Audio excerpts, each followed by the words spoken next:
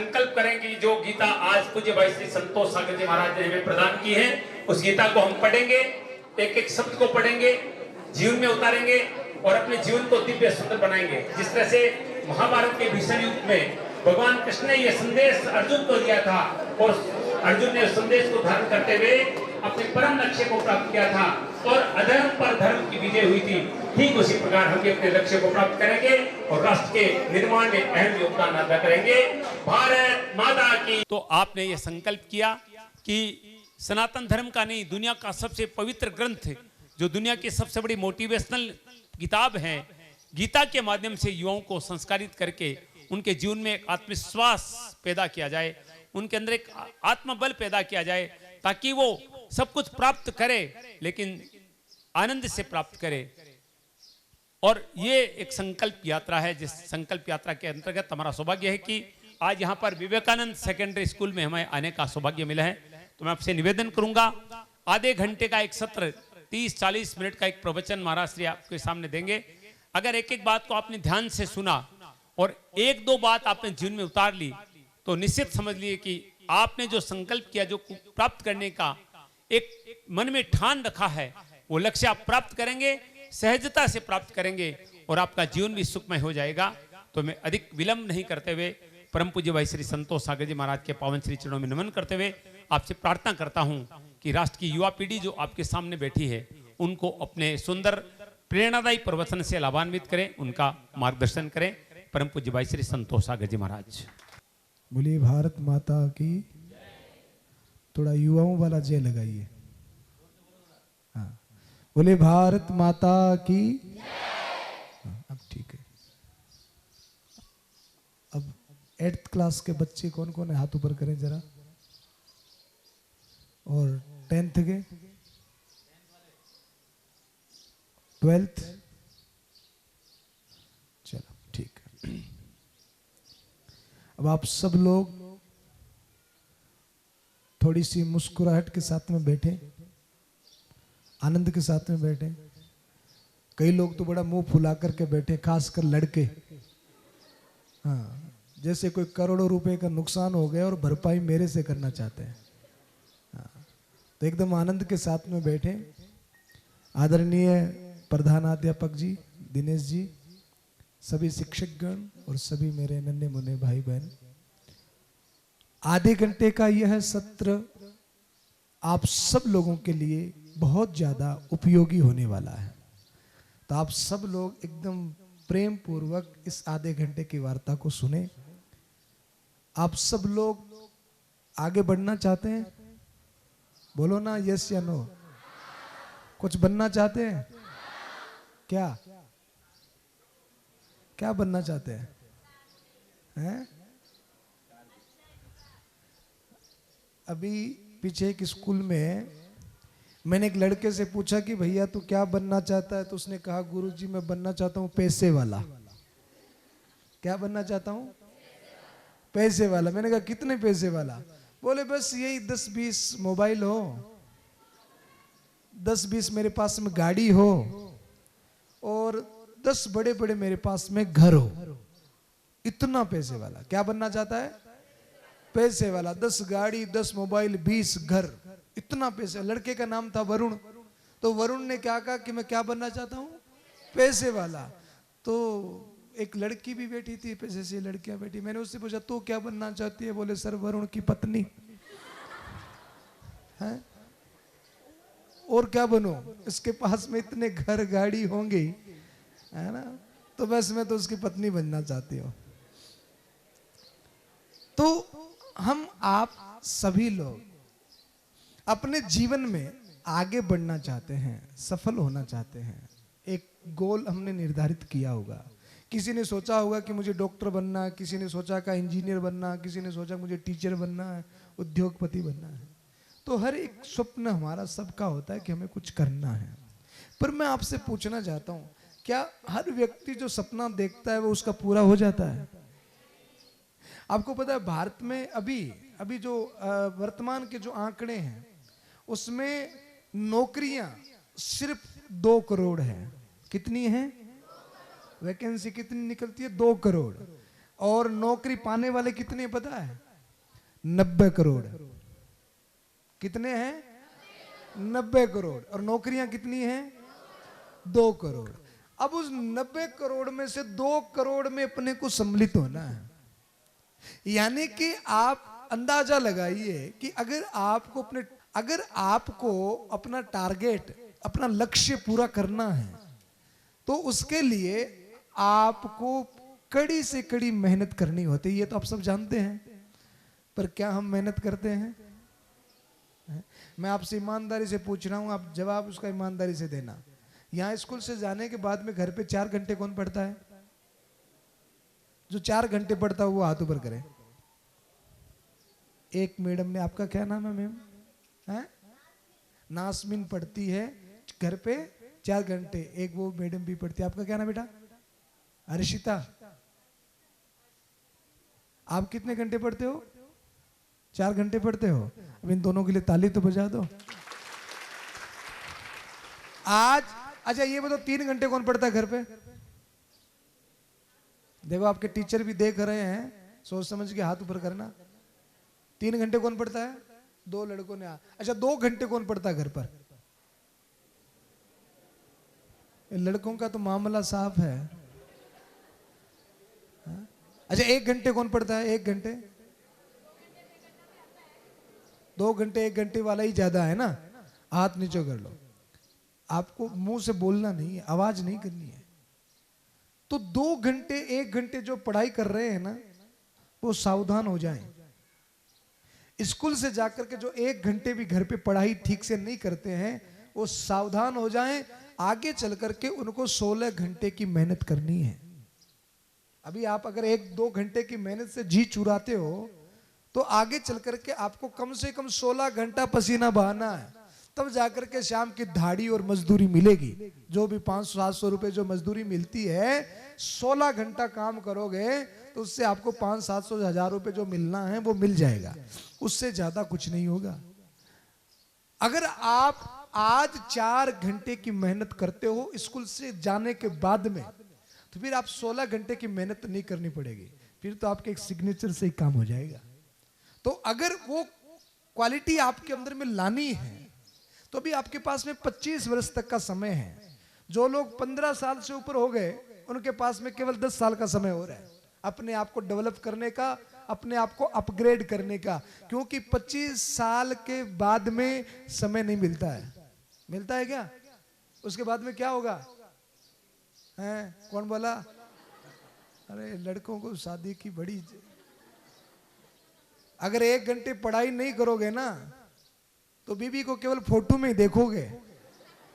हाँ, सच में नहीं आएगी। क्योंकि लड़के 35-45 में सिमट रहे हैं, लड़कियां बेचारी 85 ला रही है। तो 25 साल के बाद में क्या हो जाएगी? शादी। और 25 में नहीं, 20-21 में घर वाले तो तंग करने लग जाते हैं, है कि नहीं? लड़कियों की तो और जल्दी, जो ही थोड़ी सी उम्र बड़ी हुई बस शादी की बातें चालू हो जाती है। एक मुझे वो बहुत सुंदर सा जोक याद आ रहा है। एक घर में एक मौसी और भांजा, कौन थे? दोनों में बहुत गजब की फ्रेंडशिप थी। मौसी थी 65 इयर्स ओल्ड और भांजा था 25 इयर्स। अब वो IIT कर रहा था, तो दोनों में अच्छी फ्रेंडशिप थी। अब वो भांजा जब भी पढ़ता नहीं, मौसी पास में खड़ी रहती। सुन, घर में जब भी कोई शादी होती तो वो मौसी अपने भांजे से कहती, सुन अगला तेरा ही नंबर है। भांजा कहता, मौसी क्या नंबर कर रही, मुझे अभी शादी नहीं करनी, मुझे अभी पढ़ना है। मौसी कहती, सुन अगला तेरा ही नंबर है, पढ़ ले। घर में कोई भी शादी हो, मौसी भांजे से कहती, सुन अगला तेरा नंबर है। भांजा बड़ा परेशान मौसी से, जब देखो शादी की बात। एक दिन उसी घर में मौत हो गई, कोई डेथ हो गई। समझ में आई बात? भांजे ने कहा, मौसी सुन अगला तेरा नंबर है। हैं? कब किसका नंबर आ जाए, इसलिए आपके पास में केवल 10 इयर्स है। लगभग जो 15 साल से ऊपर है ना, वो मेरी बात को ध्यान से सुने। अगर इन 10 सालों की कीमत आपने समझ ली तो आगे के 75 साल आपके बहुत सुंदर होंगे, बहुत अच्छे होंगे। और अगर इन 10 सालों में बस थोड़ा सा खेल ले, कूद लें, अटपटे सी कटिंग करा लें, अटपटे से कपड़े पहन ले, कभी मौका मिल जाए मम्मी का मोबाइल छेड़ लें, अगर इन चीजों में आपका मन ज्यादा लग रहा है तो इन 10 साल तो आप मजे कर लोगे, पर आगे का जीवन जो है ना वो आपका बहुत दुखी हो जाएगा, बहुत संघर्षपूर्ण हो जाएगा। इसलिए अभी अपने समय को कदर करिए, अभी खूब खूब मेहनत करिए और अपने रिजल्ट के बारे में मत सोचिए, अपने स्टडी के बारे में सोचिए। किसके बारे में सोचना? स्टडी के बारे में। आजकल बच्चों की एक बड़ी प्रॉब्लम है, रिजल्ट के बारे में बहुत सोचते हैं, कंपटीशन करते हैं, इसने 85 लाया तो मुझे 95 लाना है, अपने साथ वाले से। कंपटीशन किसी दूसरे से नहीं, अपने आप से करना चाहिए। रिजल्ट के बारे में कभी मत सोचो, तुम तो मेहनत करो। कृष्ण ने भी गीता में यही कहा ना, कर्मण्येवाधिकारस्ते मा फलेषु कदाचन। तुम कर्म करते जाओ, अगर सुंदर कर्म तुम्हारा होगा तो उसका फल भी सुंदर ही होगा, और कर्म अगर सुंदर नहीं है ना तो फिर उसका फल भी सुंदर नहीं होगा। एक पिता अपने बेटे को जोर जोर से पीट रहा था।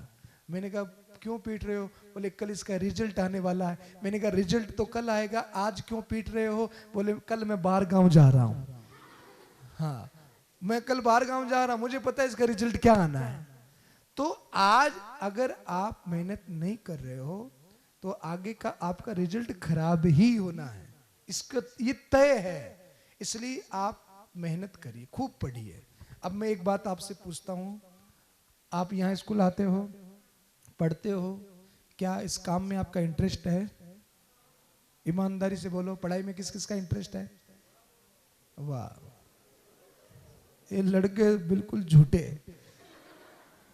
थोड़ा तो पूरा हाथ करो, किस किस का इंटरेस्ट है? वाह, बहुत सुंदर, सबका इंटरेस्ट है। अच्छा, ये एक बात और ईमानदारी से बता देना, जो 12th के 11th के बच्चे बैठे हैं, पर्सनल मोबाइल किस किस के पास में है? एक दो बच्चियों ने हाथों पर, लड़कों में 3 4 5 ने। एक बात विवेकानंद स्कूल के बच्चों की बहुत सुंदर मुझे लगी कि आपके अंदर में सत्य बोलने की हिम्मत है। अपने लिए ताली बजाओ एक बार। जिन लड़कों ने हाथ ऊपर किया कि हमारे पास में पर्सनल मोबाइल है, और भी लोगों के पास में है मुझे पता है, पर उनके अंदर में सत्य बोलने की हिम्मत नहीं है। पर ये 2-4 बच्चियों ने भी फट से हाथ ऊपर कर दिया कि हमारे पास में पर्सनल मोबाइल है। तो मुझे मोबाइल से दिक्कत नहीं है। मैं ये पूछता हूं कि जब आप पढ़ने बैठते हो तो कभी कभार मोबाइल बीच में याद आता है क्या? है? आता है ना? थोड़ा सा इंस्टाग्राम, फेसबुक और क्या क्या होता है, व्हाट्सएप। मान लो कि नरेंद्र मोदी के बाद में अपना ही नंबर है, देखें तो सही किसका मैसेज आया है। और ज्यादा से ज्यादा आएगा क्या है? गुलाब का फूल। अपने पास मैसेज में क्या आता है? कोई चमत्कार का मैसेज है ना, ये मंत्र 11 लोगों को आगे भेजो, आपकी जिंदगी सफल हो जाएगी, यही तो आता है। या फिर कोई देश की समस्या आती है कि भैया तुम सुलझाओ इसको, कैसे होगा? फिर भी दिन में 50 बार चेक करता है कि क्या आया है, पता नहीं, डायरेक्ट मोदी जी ने आपको ही मैसेज भेजा है। यानी कि हमारा पढ़ाई में इंटरेस्ट नहीं है। अगर आपको किताब जब आप लेकर के बैठे हो और उस समय मोबाइल याद आता है, फ्रेंड्स याद आता है, या टेलीविजन कार्टून्स याद आते हैं, इसका मतलब है कि आपका पढ़ाई में इंटरेस्ट नहीं है। आपने कभी मम्मी को घर पर टेलीविजन देखते हुए देखा है? मम्मी टेलीविजन देखती है, धारावाहिक कईयों की देखती है, हाँ, कईयों मम्मी देखती है। आपने देखा होगा जब धारावाहिक चलता है तो मम्मी उसमें इतना खो जाती है, इतना डूब जाती है कि वो नाटिका जब नाटक करती है वो रोती है तो मम्मी भी रोती है, लड़कियों को पता है ना, और वो हंसती है तो मम्मी भी हंसती है। और उस समय मम्मी टीवी में इतनी डूब जाती है कि अगर पापा बीच में आ जाए तो मम्मी रिमोट दे मारे। कहां से? क्योंकि उसमें क्या है उनका, बोलो ना, इंटरेस्ट है। यानी कि जिस चीज में हमारा इंटरेस्ट होता है उसमें कोई भी प्रकार का दखल अंदाजी हम चाहते नहीं। हम उसमें डूब जाते हैं, और जिस चीज को डूब करके हम उसको ग्रहण करते हैं ना, वो चीज हमको बहुत कुछ दे जाती है। पढ़ाई का मतलब केवल ये नहीं है कि गुरुदेव ने, टीचर्स ने जो होमवर्क दे दिया वो फटाफट कर लिया और अगले दिन जाकर के दिखा दिया, इसका मतलब पढ़ाई नहीं है। पढ़ाई का मतलब ये है कि आप ज्यादा से ज्यादा ज्ञान अर्जित करें। भगवान श्री कृष्ण के जीवन की एक विशेषता बताएं आपको। भगवान श्री कृष्ण 64 दिनों में, कितने दिनों में? 64 डेज में सारी विद्याओं को अध्ययन किया, सारी विद्याओं। यानी कि आपके इस दिमाग में बहुत ही ज्यादा ताकत है। दुनिया में 85% लोग इस शरीर के नीचे के हिस्से से काम करते हैं, जो मजदूरी करते हैं, समझ गए ना आप? और 15% लोग इस दुनिया में ऐसे हैं जो इस हिस्से से, ऊपर के हिस्से से काम करते हैं, यानी कि दिमाग से काम करते हैं। तो इस दिमाग में भगवान ने, आप जितने लोग बैठे हो, एक बात मेरी गांठ बांध लेना, भगवान ने हमारे साथ में कभी भेदभाव नहीं किया, चाहे वो कोई भी जाति का है, कोई भी संप्रदाय का है, कोई भी है, भगवान ने भेदभाव नहीं किया। जैसे कि 2 आंखें, 1 नाक, 2 कान। कभी किसी के 3 कान देखे हैं? बोले ये मुसलमान है इसके 3 कान, और ये हिंदू है इसके 2 ही कान है। कभी ऐसा देखा है क्या? सबके बराबर है ना। वैसे ही सबके पास में दिमाग भी भगवान ने एक जैसा ही दिया है। हमारे पास में एक जैसा दिमाग है। अब अगर हम सफल नहीं होते हैं तो वो सब हमारी ही क्रिया है। कोई सफल होता है वो भी हमारी क्रिया। मैं आपसे पूछना चाहता हूं, आप जितने बच्चे यहाँ विवेकानंद स्कूल में पढ़ रहे हैं, क्या सब सफल हो जाएंगे अपनी लाइफ में? पर कुछ कुछ सफल होंगे ना। आप स्कूल में आते हो तो गुरु टीचर जो आपको पढ़ाते हैं, पढ़ाने में भेदभाव करते हैं? बोर्ड पर सबको एक जैसा पढ़ाते हैं, सबकी किताबें एक जैसी हैं, समय सबको एक जैसा मिलता है। फिर एक फेल हो जाता है और एक बहुत नंबरों से पास हो जाता है। क्यों? क्योंकि वो मेहनत करता है। अच्छा, कोई मेहनत करने के बाद में भी फेल हो जाए तो है? हाँ, बहुत सही जवाब। किसने दिया? इनाम देंगे, बताओ।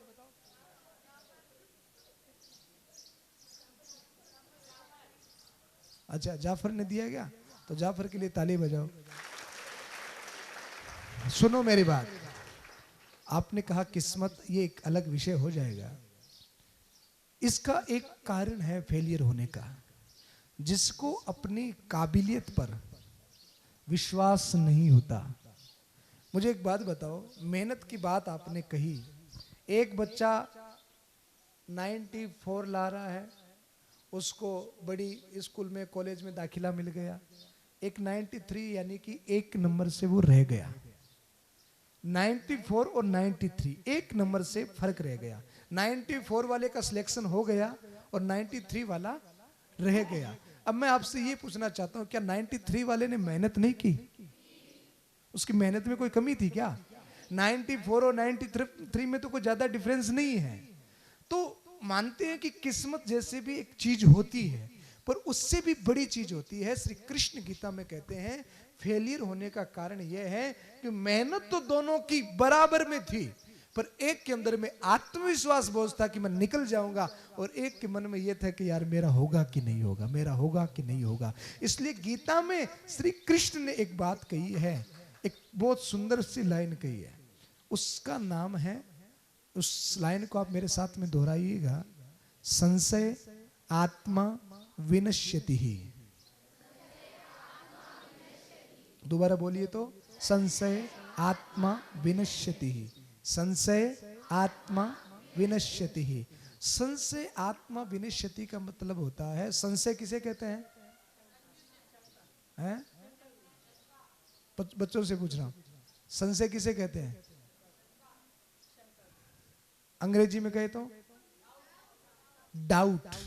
यानी कि हमें अपनी एजुकेशन को लेकर, अपनी काबिलियत को लेकर के अगर हमारे मन में तनिक सा भी डाउट है कि मैं कर पाऊंगा या नहीं कर पाऊंगा, तो वो हमारी असफलता का एक कारण होता है। तो हमारे पास में बौद्धिक बल कम नहीं है, हम अब ये मत समझो यार उसके पास तो दिमाग बहुत है, मेरे पास तो दिमाग की कमी है। ये संशय जो है ना, ये आपको फेलियर कर देगा। आप ये समझिएगा कि दुनिया में सबसे बड़ा ताकतवर दिमाग भगवान ने किसी को दिया है तो आपको दिया है। ये मान करके आप चलिएगा कि भगवान ने सबसे ज्यादा ताकतवर दिमाग किसको दिया है? हमको दिया। तो सारे डाउट को क्लियर करके रिजल्ट के बारे में मत सोचिए, रिजल्ट जो होगा सो होगा। एक आदमी दुकान जावे और मन में सोच कर जाए कि मुझे 10,000 रुपए कमाने हैं, और पूरे दिन भर मेहनत करके अगर शाम को उसको 1,000 रुपए ही मिले तो क्या उसको उदास हो जाना चाहिए? उसने तो 8 घंटे मेहनत की है ना। अपनी मेहनत पर फोकस करो, नहीं कि रिजल्ट पर फोकस करो। तो मेहनत खूब करो तो फल मिलेगा, आज नहीं तो कल मिलेगा, ये निश्चित मानिए। तो आप अपने डाउट को क्लियर करके इस ताकत को समझिए, इस ब्रेन का इस्तेमाल करिए। आदमी इस ब्रेन को बिना यूज किए ही चले जाते। जैसा भगवान देता है ना, वैसे का पैसा ले जा करके भगवान को दे देते, लो प्रभु हमने तो यूज ही नहीं किया, ये लो आपकी अमानत जैसी थी वैसी ही है। तो ये जो है ना वो यूज करने के लिए है। इस दिमाग को ज्यादा से ज्यादा यूज करो, इसमें बहुत ताकत है। भगवान ने भेदभाव कहीं नहीं किया है। आपकी उड़ान में, आपकी सफलता में केवल और केवल एक ही चीज है, वो है आपकी मेहनत, आपकी हिम्मत, आपकी ऊर्जा। एक स्कूल में एक गुब्बारा बेचने वाला आया, तो एक छोटी सी बच्ची ने पूछा, सर ये गुब्बारा उड़ता है क्या? तो उसने कहा हाँ उड़ता है। बोले सर ये लाल वाला उड़ता है? बोले यस। बोले सर काला वाला? बोले यस। बोले सर पीला वाला? बोले यस। बोले सर ये रेड वाला? बोले हाँ ये भी उड़ता है। छोटी सी बच्ची ने पूछा सर ये पिंक वाला? गुब्बारे वाले ने कहा रे देवी ये भी उड़ता है। गुब्बारे के उड़ने में कलर का कोई रोल? गुब्बारा कलर से उड़ता है क्या? किससे उड़ता है? हवा से उड़ता है। इस बात को समझिएगा। आप कौन सी जाति से आते हैं, कौन से संप्रदाय से आते हैं, आप अमीर हैं कि गरीब हैं, आपकी उड़ान में इन सारी चीजों का कोई महत्व नहीं है।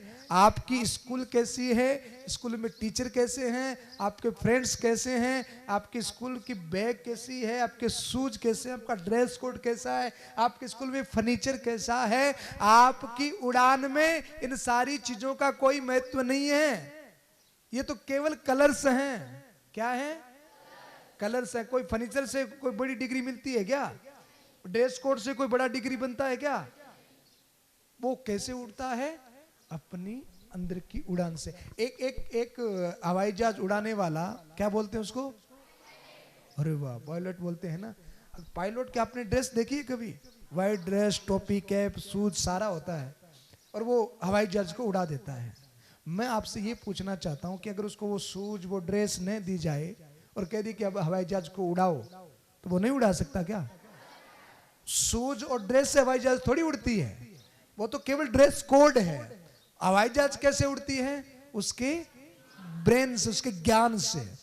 तो आप कौन सी स्कूल में, कौन सी जाति में, गरीब अमीर, ये कौन सी किताब? कई बच्चे होते हैं ना, मेरे मम्मी पापा तो बहुत गरीब है इसलिए मुझे सारी सुविधाएं नहीं मिली, मुझे तो अच्छा स्कूल नहीं मिला, मुझे तो पढ़ने का समय नहीं मिला। ये सारी की सारी बेवकूफी की बातें हैं। इन चीजों से सफलता नहीं प्राप्त होती। हमारे पूर्व राष्ट्रपति अब्दुल कलाम साहब, कभी आप बायोग्राफी पढ़ी है उनकी?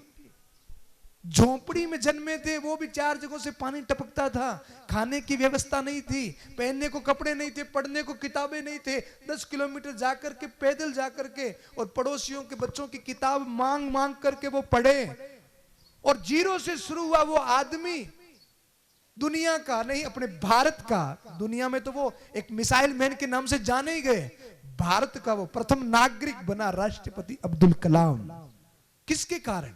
सुविधाएं नहीं थी उनके पास में, अपने जज्बे के कारण, अपनी मेहनत के कारण। और बहुत सारे ऐसे उदाहरण भरे पड़े हैं। इसलिए आप मेहनत करो, खूब खूब आप पढ़ो, खूब खूब आप ताकत अर्जित करो। अच्छा, आपकी पढ़ाई कैसे हो रही, मैं थोड़ा सा चेक कर लूं? बोलो, आप कैसे पढ़ रहे हो, मैं चेक कर लूं थोड़ा सा? तो एक प्रश्न कर लूं मैं आपसे, एक प्रश्न मैं आपसे पूछता हूं, क्विकली, फटाफट उसका जवाब देना, पक्का? तो आज जो फास्ट जवाब देगा, हमारे मेघराज जी व्यास जी बैठे हैं, आपके इस शहर के बड़े उद्योगपति हैं, तो इनसे मैं आपको एक बड़ा सा इनाम भी दिलाऊंगा। पूछूं? रेडी? फास्टली जवाब देना भैया। अब मेरा प्रश्न यह है कि अगर 10 लाख का चेक भरना हो तो कितना जीरो लगेगा? 5 5 5 5 5 वाले हाथ ऊपर करें फटाफट, शाबाश। अरे 7 जीरो लगेगा, 7 वाले हाथ ऊपर करें।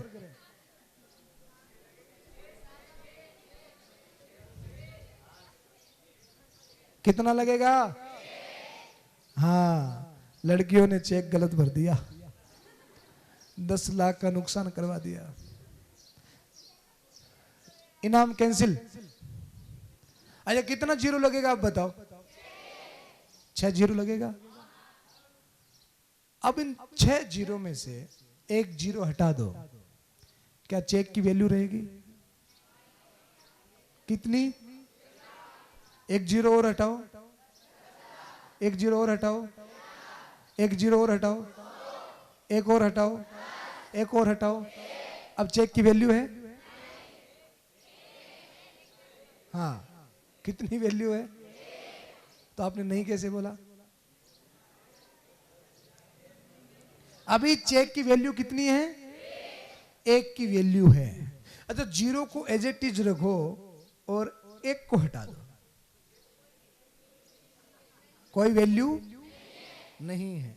मेरा प्रश्न आप लोगों से यह है कि हमारे जीवन में वो एक क्या है जिससे हमारी वैल्यू है? डिग्रियों से वैल्यू नहीं होती है। डिग्री तो ये जीरो की तरह है, आप जितनी चाहो लगाते जाओ। पहले आईआईटी की, फिर आईआईएम किया, बहुत डिग्रियां आगे से आगे, आगे से आगे आप लेते जाओ।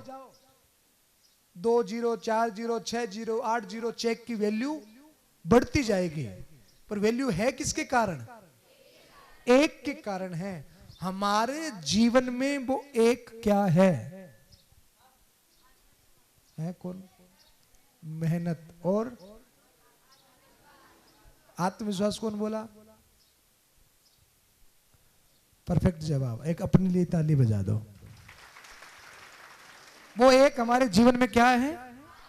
आत्मविश्वास। कहां से आता है? अच्छा, मैं ये कह रहा हूं कि मुझे आत्मविश्वास नहीं है, मेरा सेल्फ कॉन्फिडेंस जो है वो बहुत डाउन हो गया है, मेरा आत्मविश्वास बड़ा कमजोर हो गया है, तो उसको मैं कैसे डेवलप करूं? उसी को तो आत्मविश्वास कहता है। कौन बोला? अब बोले। वो उसी को तो आत्मविश्वास कहते हैं ना बेटा। अब उसको मैं डेवलप, वो मेरे में नहीं है, कैसे?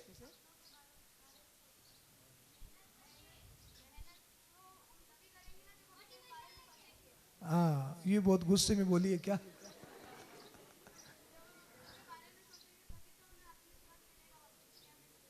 हाँ, आपके पीछे जो भी आप क्या बोले बेटा? मोटिवेशन लेके। कौन सा?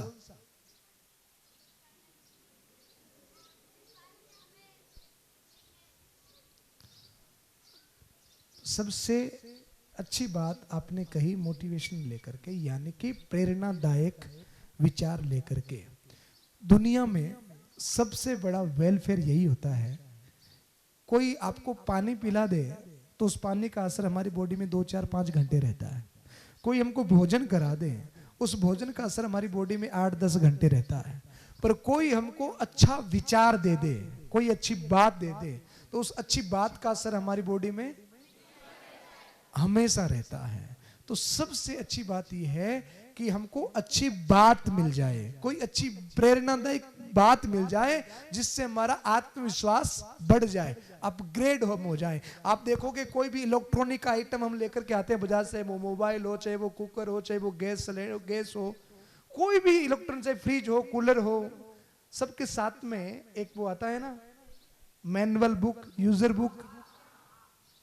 उस मैनुअल बुक में आपने देखा होगा 3 चीजें होती है। एक तो पहली चीज होती है उसको हम यूज कैसे करें, दूसरा उसमें होता है अपग्रेडिंग सिस्टम, उसको अपग्रेड कैसे करें, और तीसरा उसमें होता है एरर सिस्टम। एरर आ जाए, उसमें कोई कमी आ जाए, कोई खराबी आ जाए, तो उसको ठीक कैसे किया जाए। हमारे जीवन में भी एक मैनुअल बुक होनी चाहिए, एक यूजर बुक होनी चाहिए, जिससे हम अपने आप को अपग्रेड कर सकें। हम अपने आप के जीवन में, हमारे जीवन में कोई एरर आ जाए तो वो ठीक हो जाए। मैं आपसे एक बात और पूछता हूँ, आपके जो सर हैं, जिस कुर्सी पर बैठे हैं दिनेश जी, इसकी कितनी टांगे हैं कुर्सी की? 4 टांगे हैं कि नहीं? और एक टांग अगर तोड़ दी जाए कुर्सी की तो कुर्सी गिर जाएगी कि नहीं गिर जाएगी? और सर भी? आपको अच्छा लगेगा? तो इस कुर्सी की जो 4 टांगे हैं ना, हर इमारत को खड़े करने के लिए 4 टांगे चाहिए। इतनी सी बात समझ लो, आपका जीवन अद्भुत हो जाएगा। सबसे पहली टांग है बुद्धि बल, ज्ञान बल। क्या है? आप नर्सरी से लेकर LLB, MBA, CA, BA करेंगे तो आपका क्या बढ़ेगा? ज्ञान बढ़ेगा। आप युवा हो, अच्छा खाओगे पियोगे व्यायाम करोगे तो क्या बढ़ेगा? बाहुबल। तो पहली चीज क्या है? बुद्धि बल। दूसरी चीज क्या है? बाहुबल। जब आप बढ़िया नौकरी लग जाओगे, कोई IPS IAS बन जाएगा, कोई CA बन जाएगा, तो आपके पास में क्या आएगा? उसको कहते हैं धन बल। तो पहली चीज क्या है? बुद्धि बल। दूसरी, तीसरी धन बल। और चौथी चीज होती है आत्मबल, मनोबल। तो पढ़ने से बुद्धि बल होगा, व्यायाम करने से बाहुबल होगा, नौकरी करोगे तो धन बल होगा। अब चौथी चीज जो मोस्ट इंपॉर्टेंट है वो है आत्मबल। और वो आत्मबल कैसे बढ़ता है? मैं आज आप करोगे तो आपको लाभ होगा। मैं इतनी दूर से आकर के आपको इतनी बढ़िया बातें बता रहा हूं, अब लोग सफल हो जाओगे तो मुझे कोई लाभ होगा क्या?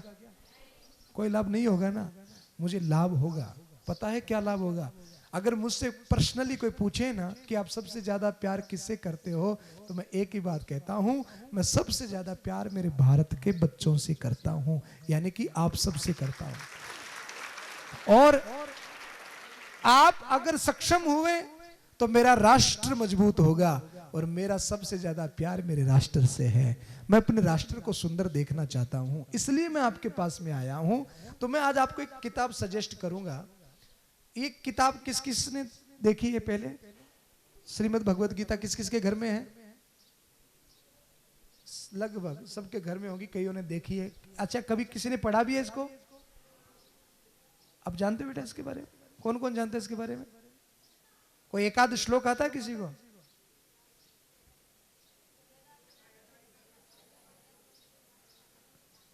ये क्या होता है? अगर आता है तो कॉन्फिडेंस से बोलो ना कि हमको श्लोक आता है। किस किस को आता है? हाथ ऊपर करो। हाँ, एक श्लोक आता है कि 2-4 आते हैं? तो आपने मास्क लगा रखा, बेटा आप खड़े हो जाइए। तो हाँ खड़े हो जाओ, कोई संकोच नहीं, आ जाओ। क्या नाम आपका है? दीपिका। आपको गीता का श्लोक आता है? मैं एक चीज आपको क्लियर कर देना चाहता हूं। ये भगवत गीता किसने लिखी? किसने कही? श्री कृष्ण ने। किसको कही? क्यों कही जी? मनोबल बढ़ाने के लिए। तो भगवान श्री कृष्ण ने जो ये ज्ञान दिया है, ये जीवन दर्शन की किताब है। इसमें आप इस किताब के 700 श्लोकों में पढ़ेंगे ना, इसमें कोई धर्म की बात नहीं है कि ये हिंदू है, ये मुस्लिम है, ये क्रिश्चियन है, ये सिख है। ऐसी कोई बात 700 श्लोकों में एक श्लोक में भी नहीं है। इसमें सिर्फ ये है कि आप डॉक्टर, इंजीनियर, उद्योगपति बन जाना, पर उससे पहले आप एक अच्छे इंसान बन जाएं। आप अपने आप को अपग्रेड कैसे करें, आप अपने आप को सफल कैसे करें, यानी कि मैनेजमेंट के सारे फंडे, सारा मैनेजमेंट का कोर्स, जितने भी मोटिवेशनल स्पीकर आप सुनते हो ना मोबाइल पर, वो सारे के सारे किस में से बोलते हैं पता है? गीता में से बोलते हैं। तो दीपिका आप आ गए हैं बेटा, आ जाओ, आगे आ जाओ। एक बार दीपिका के लिए ताली बजाओ। मैंने उनको इसलिए खड़ा किया कि मैंने जब पूछा कि आपको गीता आता, तो सबसे पहला हाथ आपने खड़ा किया। तो आप गीता के 1-2 श्लोक हमें सुनाएंगे, जितना भी आपको आता है ना।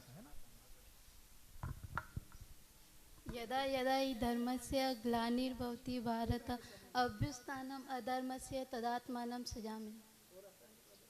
आता है लेकिन इसका मीनिंग बता सकते हैं आप? थोड़ा सा बता दो, संकोच नहीं करना, हिम्मत करो थोड़ी सी।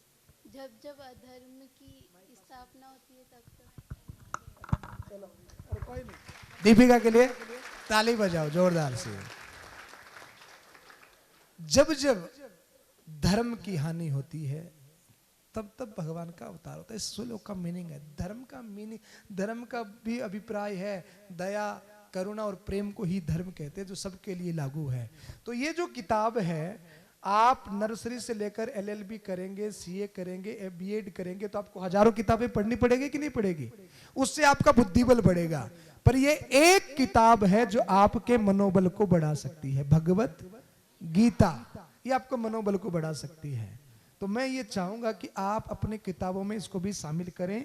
ये जीवन दर्शन की किताब है और ये किताब सिर्फ और सिर्फ उन लोगों के लिए है जो अपने जीवन को लेकर के वास्तविकता में गंभीर हैं, जो सफल होना चाहते हैं, जो भीड़ में नहीं चलना चाहते, भीड़ से आगे चलना चाहते हैं, जो लीडरशिप करना चाहते हैं, जो नेतृत्व करना चाहते हैं। ये किताब सिर्फ उन लोगों के लिए है। तो अगर आप वास्तविकता में सफल होना चाहते हैं तो इस किताब को पढ़िएगा।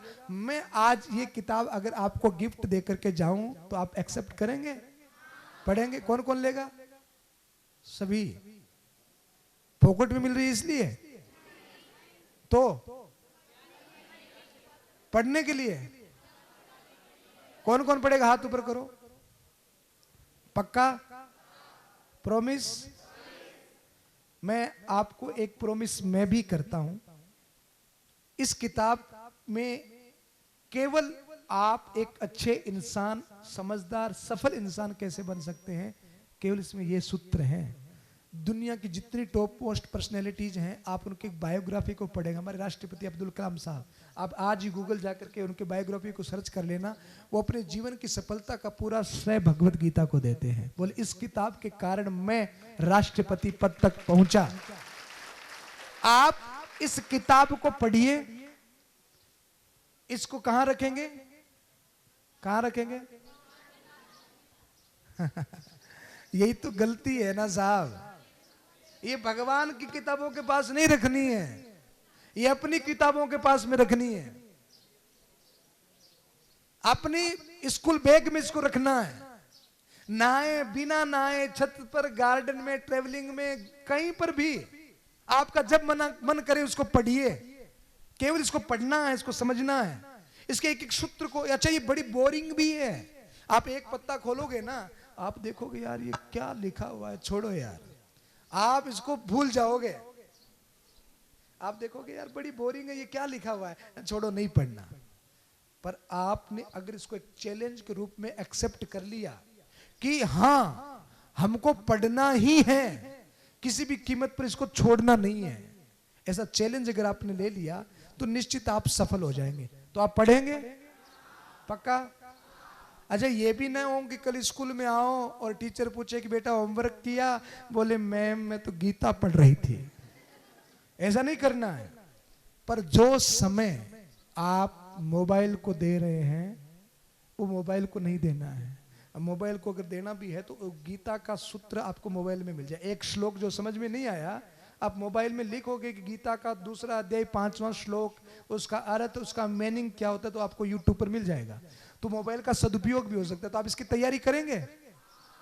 आज तो मैंने इसकी इंपॉर्टेंस बताई है। 2 महीने के बाद,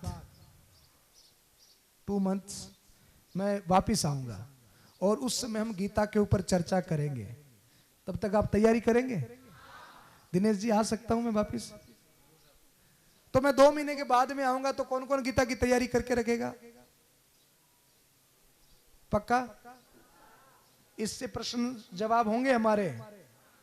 और 6 महीने के बाद में 25 फरवरी से 5 मार्च हमारा एक कार्यक्रम है जयपुर में, जहां पर राजस्थान के 33 जिलों के 5 लाख बच्चों को हम इकट्ठा कर रहे हैं। और बहुत बड़ी वहां पर गीता प्रतियोगिता होगी 5 लाख बच्चों के बीच में। और उस समय अगर आपने पूरी गीता को याद करके इसके पूरे अर्थ को महत्व बता दिया, इसके चीज को ग्रहण कर लिया, तो 5 लाख बच्चों में आपको पुरस्कारित किया जाएगा। और हमारे राजस्थान में, पूरे राजस्थान में आपका आप जाने जाओगे 5 लाख बच्चों के बीच में। तो मैं दिनेश जी से निवेदन करूंगा सर, उस समय आप सारे बच्चों को जयपुर लेकर के आएंगे। तो आप लोग आएंगे जयपुर 25 फरवरी से 5 मार्च। तब तक आप गीता की फुल तैयारी करें। ताकि 5 लाख बच्चों में विवेकानंद स्कूल चमक जाए और चित्तौड़गढ़ आपके नाम से जाना जाए। इतनी तैयारी आपको इसकी करनी है। तो इसको अपनी हैंडबैग में रखना और खूब खूब पढ़ाई करना और थोड़े से गंभीर हो जाइए अपने जीवन को लेकर के, खूब मेहनत करिए, गीता पढ़िए, अपने गुरुजनों का और माता पिता का खूब खूब सम्मान कीजिए। बोलिए भारत माता की, भारत माता की जय हिंद, जय भारत। भारत माता की, भारत माता की, वंदे वंदे वंदे। संकल्प करें कि जो गीता आज पूज्य भाई श्री संतोष सागर जी महाराज ने हमें प्रदान की है, उस गीता को हम पढ़ेंगे, एक एक शब्द को पढ़ेंगे, जीवन में उतारेंगे और अपने जीवन को दिव्य सुंदर बनाएंगे। जिस तरह से महाभारत के भीषण युद्ध में भगवान कृष्ण ने यह संदेश अर्जुन को दिया था और अर्जुन ने उस संदेश को धारण करते हुए अपने परम लक्ष्य को प्राप्त किया था और अधर्म पर धर्म की विजय हुई थी, ठीक उसी प्रकार हम भी अपने लक्ष्य को प्राप्त करेंगे और राष्ट्र के निर्माण में अहम योगदान अदा करेंगे। भारत माता की